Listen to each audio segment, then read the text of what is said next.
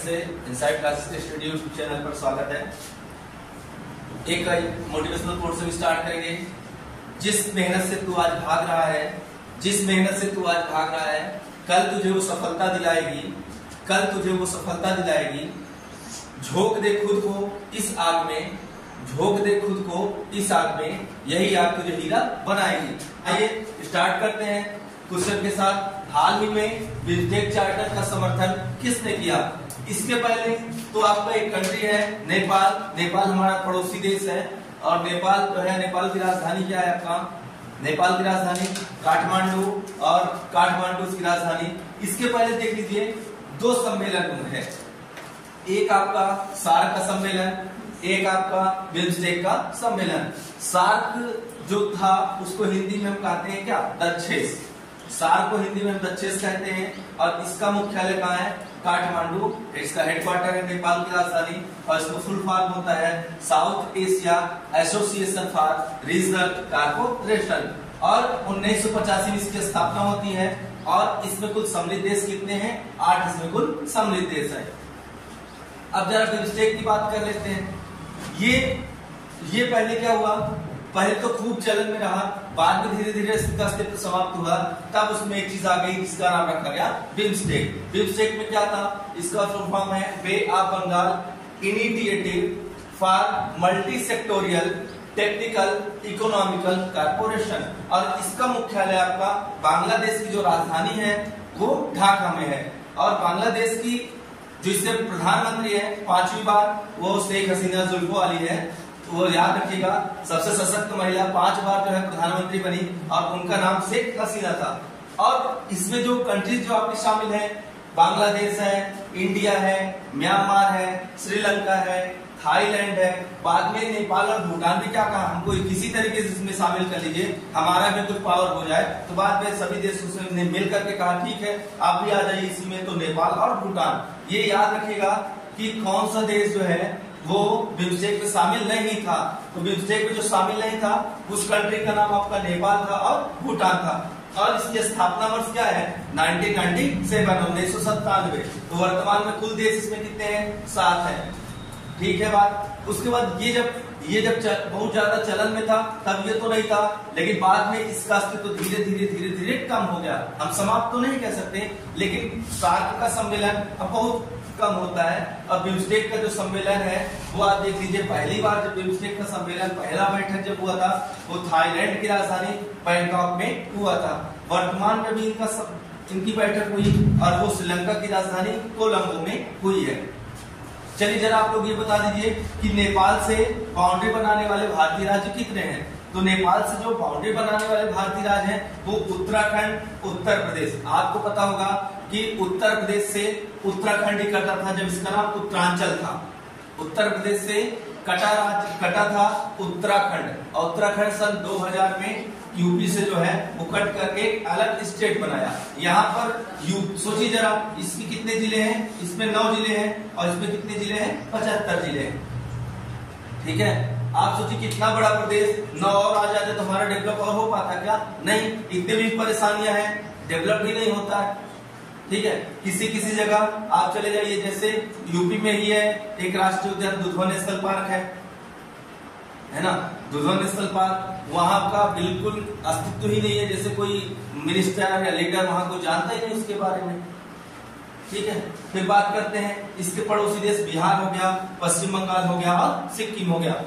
एक चीज और याद रखना कि अगर आपसे क्वेश्चन पूछ लिया जाए कि जनसंख्या के दृष्टि से सबसे बड़ा राज्य और सबसे छोटा राज्य क्या है, तो एक ट्रिक याद रखना, उसी के नाम से एक ट्रिक याद रखना। सबसे बड़ा जो आपका प्रदेश का नाम है जहां आप और हम रहते हैं इस समय, उसका नाम उत्तर प्रदेश है। और उत्तर प्रदेश की राजधानी क्या है? उत्तर प्रदेश की राजधानी लखनऊ है। सिक्किम सबसे छोटा, जनसंख्या दृष्टि से सबसे छोटा राज्य अगर आपसे कोई पूछे तो आप परेशान मत होइएगा, उसका नाम सिक्किम है और सिक्किम की राजधानी क्या है? गंगटोक। ठीक है, फिर एक क्वेश्चन आता है एक क्वेश्चन आता है कि क्षेत्रफल के दृष्टि से सबसे बड़ा और सबसे छोटा राज्य का नाम क्या है। तो आपको इसमें भी याद कर लेना है रागो। क्या नाम याद करना है? रागो। रागो नाम याद कर लीजिएगा। तो आपका सबसे बड़ा जो आपका स्टेट है वो आपका क्षेत्रफल के दृष्टि से सबसे बड़ा स्टेट राजस्थान, और क्षेत्रफल के दृष्टि से सबसे नन्हा सा मुन्ना सा छोटा सा वो नाम आपका क्या है? गोवा।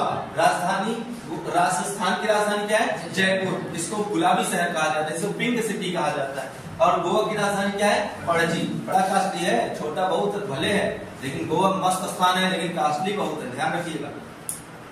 तो नेपाल से बाउंड्री बनाने वाले हमारे इतने राज्य हो गए। उसके बाद हाल ही में यूनेस्को ने 2023 में इसे अमूर्त सांस्कृतिक विरासत घोषित किया है। तो देखिए कुल मिलाकर अमूर्त सांस्कृतिक विरासत जिसे अभी हाल में ही घोषित किया है वो क्या है? आपका गरबा नृत्य है। गरबा नृत्य माने कहाँ होता है? गुजरात में। क्या माने? गुजरात, ये याद रखिएगा, ठीक है। उसके बाद 14वें नंबर पर हमको जिसको दिया गया वो दुर्गा पूजा दिया गया। आपको पता होगा बहुत फेमस है ये दुर्गा पूजा पश्चिम बंगाल, भारत के पश्चिम बंगाल में बहुत हर्षोल्लास के साथ ये मनाया जाता है और बहुत ही फेमस फेस्टिवल है। और ये टॉप पर है, इसको 14वें पर सांस्कृतिक विरासत घोषित किया गया। फिर एक प्रश्न आता है विश्व धरोहर में भारत की कितनी चीजें इसके भीतर आती हैं? तो याद रखना 7 तो आपका नेचुरल होता है, 34 आपका सांस्कृतिक होता है और 1 आपका मिश्रित है, ठीक। तो ये देखो थोड़े से चीजें ऐसी हैं जो हम आपको जो पढ़ा रहे हैं ना वो करंट और स्टैटिक मिला के पढ़ा रहे हैं कि जो घटना करंट में हुई है और इसके भीतर क्या क्या है। जैसे बिम्स्टेक वगैरह तो बहुत पहले है, तो यहाँ आपको ये बता दिया गया कि नई चीजें हुई हैं। तो बिम्स्टेक का समर्थन किसने किया? नेपाल ने कर दिया। तो नेपाल ने जो किया, क्योंकि अभी समर्थन नहीं करे तो बेचारे भगा दिया जाएगा कि हट जाओ ना, तो जिसकी जी हुजूरी कहते हैं ना, जी हुजूरी नहीं करोगे तो हटा निष्कासित कर दिया जाएगा। वही काम हुआ है, नेपाल ने कहा चलिए ठीक है कोई दिक्कत नहीं है, इसमें चार्टर का समर्थन कर दिया। तो आपको ये जो बताया जा रहा है बहुत ध्यान से पढ़िएगा, क्योंकि इसमें करंट के साथ स्टैटिक जीके भी आपको सम्मिलित किया जा रहा है। इसमें इसके पीछे की कहानी आपको बताई जा रही है। जैसे अगर क्वेश्चन होता 1 लाइनर का तो बिम्स्टेक बता के आगे बढ़ते, लेकिन आपको बिम्स्टेक के पहले क्या था, बिम्स्टेक का पूरा इसके भीतर क्या क्या है, इसका हेडक्वार्टर कहाँ है, इसका कब स्थापना वर्ष हुआ था, इससे रिलेटेड क्वेश्चंस काफी बनते हैं। तो देख लीजिए तेलंगाना जो आपका अभी तेलंगाना 2014 में ये बना है, 14 जून 2014 में ये बना है। तेलंगाना किससे कटा है? आंध्र प्रदेश से कटा है। तो तेलंगाना की राजधानी क्या है? आपकी हैदराबाद, और आंध्र प्रदेश की राजधानी अमरावती। तेलंगाना के जो नए सीएम हुए हैं उनका नाम रेवंत रेड्डी, और अभी झारखंड सीएम ने इस्तीफा दिया, और इस्तीफा देने के बाद यहाँ पर एक सीएम बनाए गए जिनका नाम चंपाई सोरेन है। याद रखना ये क्वेश्चन बड़ा इंपॉर्टेंट होता है कि पद पर रहकर ऐसे सीएम का नाम बताइए जो पद पर रहकर जेल में है इस समय। उनका नाम दिल्ली के आम आदमी पार्टी के अध्यक्ष, आम आदमी पार्टी के लीडर अरविंद केजरीवाल साहब इस समय जो है वो दिल्ली के मुख्यमंत्री, और मुख्यमंत्री जो है इस समय कहाँ है? जेल में है। और झारखंड के नए सीएम चंपाई सोरेन बन गए। अच्छा एक बात और देख लीजिए कि विश्व बैंक और IMF इन दोनों को, ये दोनों जो है 1944 में वेटर वुड्स सम्मेलन में इनकी स्थापना होती है।